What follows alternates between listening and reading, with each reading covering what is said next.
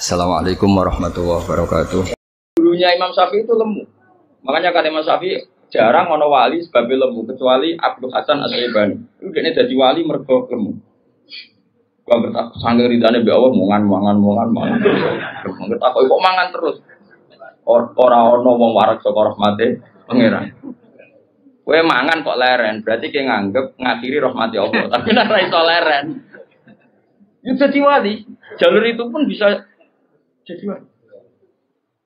Tapi ojo kawe lho, iki kan wis kawe, ora partene iki wis kawe, angger bar iki wis kawe, wis plagiat to. Tadi kau lah niru-niru wis ra oleh, gak keren no. Terus sekarang kita hitung, ruangno ini nyata ya. Dan saya sering ya berdebat seperti ini atau mikir seperti ini. Karena saya ketemu berbagai pihak, ya tentu yang baik, yang punya mental adinu an-nasihah, ya punya mental nasihat. Nasihat itu iradatul khairi napa? Liwiri selalu berkeinginan baik untuk yang lain. Lalu ada kiai-kiai kultural kayak Pondok Sarang, Lirboyo, Sidogiri, pondok-pondok besar. Ini kan nggak ada gelar. Tapi setiap di pondok itu diajari madzhab ahli sunnah. Ono sing kerja temangsang yang pedalaman Kalimantan, ono sing bisnis bongkrat buangkrut nganti tuwek melarat, ono sing sugih mergo diorder dari guru privat, ono sing sugih mergo dikultusno dukun nak ndonga mandi, macam-macam. Nah ini kan dari berbagai lini, ono kabeh. Ono sing darani wali, terus rambutnya gondrong, geng, macam-macam. Terus wong yakini nek rambutnya ra kena dipotong, terus adol gotri yo larang macam-macam lah. Pokoke macam-macam jenisnya macam-macam. Sing sowan yo macam-macam. Pejabat kepentok pangkat sowan. Ana sing sowan tok yo ngombe, ana sing yo gotri, ana sing yo donga. Kula nak maca piyambak abot iki kula sangoni mon jenengan sing maca macam-macam. Oh suka ora ngajar kiai di order. Akhir kon maca dhewe mboten saged iki. Kula tok salam template jenengan sing maca. Kiai ini wong dhuwit ku yo penting. Iku yo pinter dhuwit ditampa terus ngombeni banyu didongani kon ngombe. Wong percaya yakin yo dalah mandi. Macam-macam. Tapi ini nangani ribuan orang, mungkin jutaan orang. Dan karena yang nangani ini orang-orang ahli sunnah, maka mereka akan mengembangkan madzhab apa? Ahli sunnah. Saya itu berkali-kali cerita di mana-mana. Saya itu punya teman dulu sekolah itu goblok era kawan. Terus melarat goblok kritik. Woi, ora tau munggah kan sekolah. Wireng pisan, lumayan kue putar. Kirang. Itu sekolah ora tau munggah. Senengane jaduk bocah. Pokoke seneng jaduk. Dia itu kerja di pedalaman Kalimantan. Kerja betul. Dulu juga ada HP. Dia punyanya surat. Terus kula niku teng pedalaman Kalimantan. Niku tiang-tiang tak ajak Jumatan, tak ajak sholat zuhur galem. Dia eling sisa-sisa fikih eling. Kalau dalam madzhab Syafi'i, orang yang tidak mustautin itu kan tidak wajib Jumatan. Dan kalau jumlahnya tidak 40, tidak usah Jumatan. Hanya sholat apa? Zuhur. Masih ingat ya orang goblok banget mondok suwi. Mondoknya bareng kula. Akhirnya singkat cerita, tiap neng pedalaman Kalimantan itu dia gawe musola kok bekas-bekas kali. Ya terus kalau Jumat mereka jak dhuwur gak gelem. Padahal enggak 40 juga tidak mustautin penduduk yang punya kampung. Alasannya wong awam, Pak, wong Jumat kok dhuwur. Terus dia takut aku, Gus apa boleh dhuwur? Apa boleh apa? Jumatan tak jawab boleh. So ini kalau madzhab lah mending Jumatan. Singkat cerita, dia tersiksa. Dia ini cerita di penjara ya, karena dia orang soleh dan dia nganggap itu sholat penting. Bukan sekedar sholat penting, juga penting mengajak orang lain sholat. Wes kere temangsang yang tengah alas, iki buruane polisi yang zaman dhisik ngono jenenge ilegal loge. Ya tetap nganakno musala. Juga komunitas sholat, mahabbah yang Allah dan Rasul.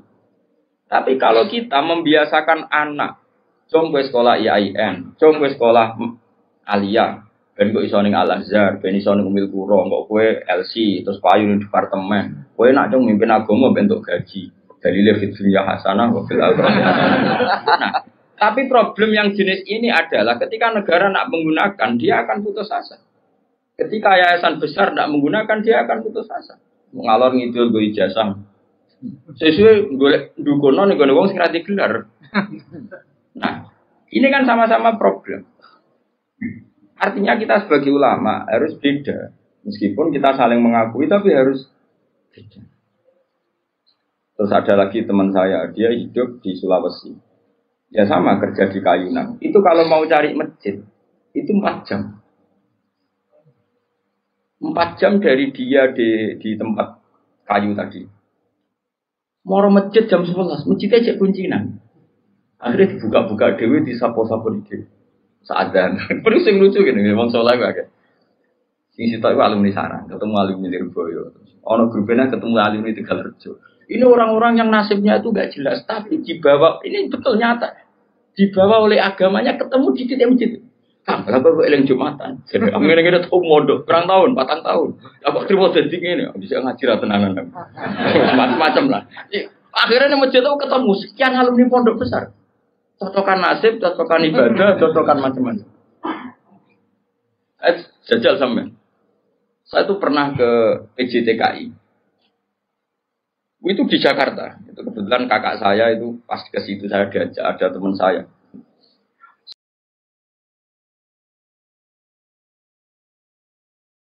Suwandri orang wong jenenge Hamid. Terus kamu kenal orang ini, namanya Hamid. Ini dulu mondok di sini. Mesti katanya kenal jenengan. Tak takut, Mek. Ke orang kerja ning Arab Saudi gak, amene di Korea ya. Apa yang terjadi setelah dia di Korea? Werjon dia niate gak niat dakwah, gak niat dadi kiai. Wong kuwapok jenenge melarat ngene. Kuwapok terus. Oh, wis ra terlintas sampai kiai. Oh, ning Korea kuwapok jenenge makhluk melarat itu kuwapok dan pokoke pengen menghilangkan kemelaratan ini. Lah ora ning Arab. Akeh Gus ning Arab. Ketemu kanca-kanca isin mergo tenan. Aku bisa tau ngaji je. Motif. Dulu bareng ning Korea iku ora nganti sugih. Terus dia masjid, komunitas majelis taklim. Ya mergo dia dipenjara oleh amari pangeran, oleh perintah pangeran nak urip iku kudu apik lan aja wong. Akhirnya sing niate kedunian menghilangkan kefikiran, akhirnya menghilangkan kesesatan. Dia masjid ya kayak sukses jadi dia. Ajak wong-wong. Orang sekarang tahu semua di Korea itu sekarang banyak masjid. Itu di antara dulu awal-awalnya ya alumni pondok pedotan. Oh penting yang pedotan. Mereka nak cara pedotan dari ketua MUI malah. Jadi ora iso dakwah model ngene ora iso.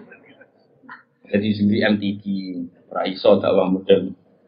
Makanya Allah menyiapkan santri-santri pedotan itu akeh. Lalu jegeman ngecap santri pedotan ini disiapkan. Kalau nak cara pedotan ketua MUI, juri musabah orang arah dakwah ngene-ngene. Malah untuk duit, tukokno tiket gratis, dinepno ning ya apa ya, iku yang murid-murid agama, tapi gak sekeren sing heroik gitu. Cara poine ning ngarepe Allah ya tuntas musuh sing ngene-ngene. Nah ikhlas lho ya. Kecuali ora ikhlas, dene ngono iku kok kegiatan nglakno fikire. Ya gak ono wong dakwah jare timbang ning omah tengok-tengok atau dakwah wae perkara nek. Tapi lumayan lah. Singkat cerita gini, ini yang perlu jadi madhab saya dan saya fatwakan terbuka seperti ini. Andai kan semua orang dipenjarakan oleh cintanya kepada Allah, kamu gak usah khawatir hidup di mana-mana, pasti dia akan murid-murid agamanya. Aku kan ngene-ngene ku kiai, anak kiai, murid kiai, jadi tahu betul seperti itu. Saya punya teman sekarang jadi DPR provinsi di Kalimantan, itu orang Bali. Dulu ngaji sorokan mungkin sama saya di sarang ini. Dia alumni Pondok Sidogiri. Itu bapaknya keluarga besarnya bakul sate. Ke Bali itu niatnya adul sate. Dia santri pedotan. Oh, mereka pedotan ketua MUI. Yang Madura, maksudnya sesuai kelas masing-masing. Bareng bakul sate sukses ngajak ponakane, ngajak tanggane. Tahu-tahu kampung situ jadi komunitas Madura. Karena jumlahnya signifikan, bikinlah masjid. Setelah ada masjid, terus gak kepikiran anak bakul sate di pondok di Sidogiri. Karena di situ sudah ada komunitas Muslim. Ono majelis taklim, ono muslimatan, fatayatan, macam-macam. Mondok itu kira anaknya kebenaran, mungkin karena barokahnya dakwah. Anaknya alim, cerdas. Mau ini bisa, kosongan bisa. Di situ kiri tamat, masih mondok lagi ke sana. Langsung tingkat berapa dulu yang ngetes saya dulu? Ya langsung alim. Coba. Jadi artinya gini loh, orang-orang yang dipenjarakan oleh mahabbatullah wa rasulih, kere ya gawa agama, suga ya gawa agama, temangsang ya gawa, kemana-mana bawa. Lalu lucunya kita sebagai pakar agama malah membatasi, sekolah sing ono gelar, ben iso dadi ngene dadi. Ini menurut saya pembatasan, tapi tetap boleh, saya ulang lagi tetap boleh, nek sing bakate di gelar ya di gelar enggak apa-apa.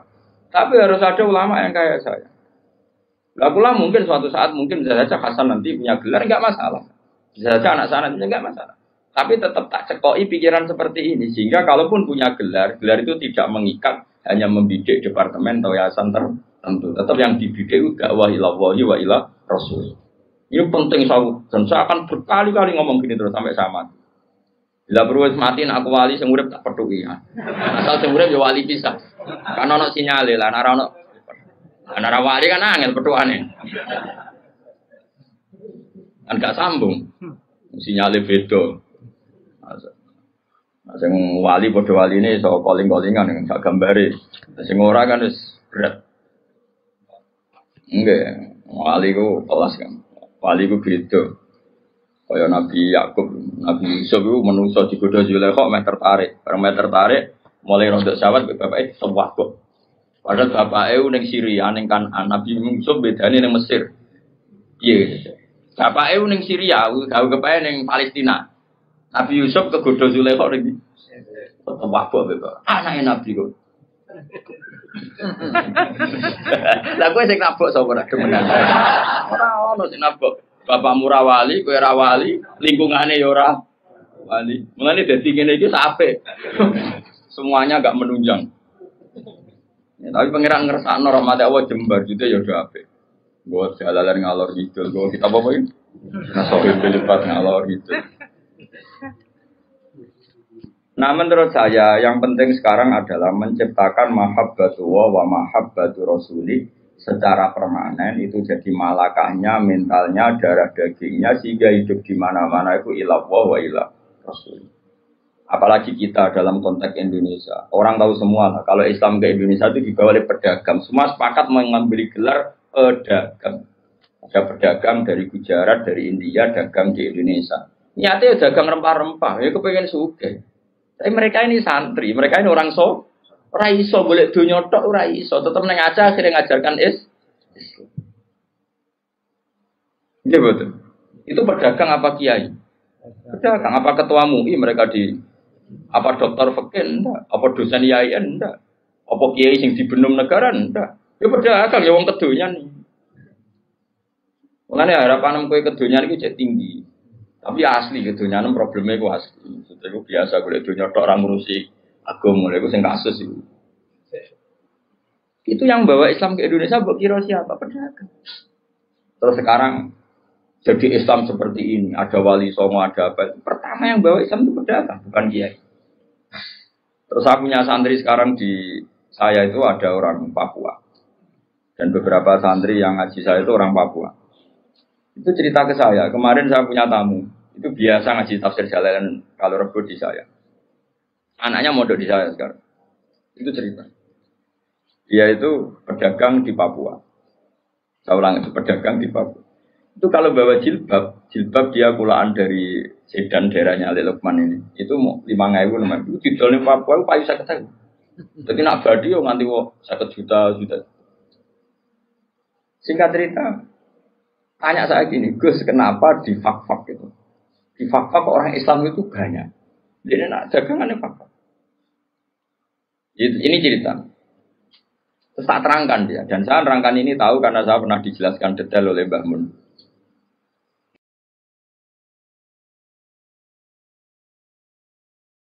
Dulu Harun Ar-Rasyid ketika jadi khalifah, Harun Rasyid tak wong Irak. Yang putih, Harun Rasyid itu seangkatannya Imam Malik. Dia jadi khalifah Bani Abbas di mana? Irak. Irak yang wadu sing digoni Saddam Hussein. Harun Rasyid itu periode Imam Malik dan menangi periode Imam Syafi'i. Masyhur itu. Siapa yang enggak? Terus periode Abu Nawas bareng dulu. Sinten? Harun Ar-Rasyid. Dulu itu ada tradisi kalau orang begundal itu perusahaan negara, itu diasingkan. Gue pilih ceritanya itu pilihan diasingkannya kok di Papua, di fak-fak itu. Makanya kayak fak-fak itu kan banyak wajah Arab, itu kan turunan Arab. Ya Arab begundal kayak orang apa itu aborigin, kayak orang bajingan Inggris di mana? Australia itu, kayak Australia kayak mirip-mirip. Singkat cerita, mereka nyon sewu tuh awal-awalnya dibuat situ karena begundal dia ke perusuh di Irak. Tapi perusuh yang mukmin, perusuh yang muslim, ternyata di fak-fak sekarang ya jadi komunitas Muslim. Oh Islamnya keren, yang soleh ya banyak. Bahkan ada yang pernah turunannya orang jadi perdana menteri di Timur Leste. Sinten Mar'i, sinten Al-Qadiri. Bangsanya di sana itu Al-Qadiri. Oh ya pernah di Islam kono, yo ala Arab. Pakanane udah daging wedhus, yo sok ala Arab. Karena apa? Islam. Wis buahan wae cek urip-urip agama. Lho maksudnya ora trimo pedotan santri yang ini malah parah meneh. Loh, ternyata di sana kata teman-teman saya yang dagang, nempono kuwe nak. Bahkan saya mau main di Nabire di beberapa Papua. Sama santri saya jangan, Bro. Jenengan nak dolan teng fakak relatif aman, komunitasnya sudah Muslim Arab. Jadi santri saya tadi tanya, kenapa fakak bisa begitu? Karena apa tadi? Setiap orang Muslim itu diikat oleh nurullah, diikat oleh mahabbatullah wa mahabbatu Rasul. Mereka tidak bisa urip berdakwah ora iso. Kok sing ngaji ning kene kan ya wong kedonyan kabeh, ana ngaji ya udah ngaji. Padahal mungkin merantaunya di Jogja golek duit. Utawa urip gaman golek duit ra kecekel-kecekel, manjen golek ora wajib kecekel. Mun ada aku di kanca satpam, kurang ajar tenan. Satpam iku kancane padha satpam jagongan ning ngarepku. Apa pengen Jakarta? Ayo apa golek duit? Golek ning kene kena. Lah nek tapi nek kok golek ning kene kan golek ora wis ning kene padha-padha ra mesti kecekel ya. Lah anak maro Jakarta njupuk duit lah. Tapi nak golek ning kene ayo golek wae. Ya omongan cangkem elek tapi masuk akal. Lah padha-padha golek lah apa adu-adu ora mesti kecekel. Lah anak njupuk lah. Ceritanya di telepon misanane Kak aja kerja ning kene nak golek duit di Jakarta. Setelah ngaji sama temannya satpam yang satu, misalnya nih, aku mau kau jupuk belum, aku golek mau. Wes adu-adu kok lagi golek. Allah ini kan anggis siswa juga golek ilmu jupuk. Ngaji apa nih berdua mau jupuk ilmu. Kau nak golek orang mesti. Caranya jupuk ya di mana nih mau? Lali yo direkam. Jadi ilmu dijupuk BHP di rumah nol. Tapi nak utak saya lah yang meleset. Wong utak ilmu tadi digone ilmu itu meleset. Kayak godong talas ketika ibanyu ora lari kemana-mana. Tapi ya tetap apa? Macam godong talas itu tak kayak ibanyu melayu, tapi tetap bisa tengok-tengok nih bolu banyu. Tenang mawon, supaya tenang. Nah menurut saya ulama seluruh dunia itu harus mikir seperti ini, ya. Harus sama, dan saya yakin pasti sama. Enggak apa-apa ada yang punya gelar, berburu gelar, karena kita juga butuh hakim muslim, butuh kemenak yang diisi orang-orang ahli sunnah, butuh beberapa profesi yang diisi oleh ulama-ulama ahli sunnah, karena ini juga penting. Karena ini yang pegang otoritas, yang bikin undang-undang, yang bikin macam-macam. Tapi yang kultural tadi juga super penting, karena ini wilayahnya ausa wa ausa, jauh lebih luas dan tidak sama nih fakta nangis. Wong buaan, orang tahu semua itu di Tarikhul Khulafa itu dijelaskan. Mulane darani Irian Jaya itu karena sing darani itu wong Arab. Jadi ceritanya buareng wong Timur Tengah, wong Irak tadi dibuat ning Irian, ro wong udo-udo. Bahasa Arab udo ra Uryan. Uryan iki maknane udo, Aryan, Uryan iku maknane udo. Waget wong Arab. Wong Arab begudala kan cobaan. Ora kaya wong Indonesia agar preman terus katokan terus. Wong Arab ku preman lah. Cobaan. Ora kaya Indonesia agar preman celananan jeans suwe-suwe terus gak kelambenan perapatan jagungan awake tatur kok. Wong Arab tetep cobaan. Mulane ki ada film Arab. Umar mbek sapa Sitok Soleh tok bajingan bantah-bantar padha cobaane. Nah film Indonesia enggak, sing ustate klambi takwa, bersih, sing premane suwe-suwe. Dadi jelas. Film Arab bingung kowe. Endi sing mulane do sering takon, aku lak sering delok pinggire Hasan, pinggire anakku. Pak, yang jahat yang mana? Perkarane padha cobaane. Lah terus bareng wong udo-udo muni Uryan. Terus ilah Jawa dadi Irian. Kira sejarah. Mereka tadi al-arif billah asirun. Orang yang tahu Allah pasti asirun. Dia tertawan oleh cintanya kepada Allah dan Rasul. Itu contoh fisik ya sampean gak minggat. Coba alasan sampean gak minggat itu apa? Karena tertawan oleh cinta kamu kepada anak-anak. Itu kan nggak dipenjara secara fisik, tapi kamu dipenjara secara emosional, secara mahabbah. Coba. Kayak Ruhin kan kudunya wis minggat, tapi saya sayang anak. Akhirnya ra minggat. Kok ada anakku mesti begitu. Coba yang menjara kalian semua itu apa coba? Cinta kita pada keluarga. Nah, bayangkan kalau itu terjadi pada Jalalullah wa azamatuh. Pada Asmaul Husna, karena kita terikat oleh sifat-sifat Allah dan kita tahu Allah itu as-somad, zat yang harus kita tuju. Kemana-mana kita bawa Allah. Jika jadi pedagang ya kayak orang India yang di Aceh tetap menyebarkan Islam, kayak orang Madura yang di Bali tetap menyebarkan Islam, kayak penjahat yang dibuang Harun ar-Rasyid di Fak-Fak ya tetap menyebarkan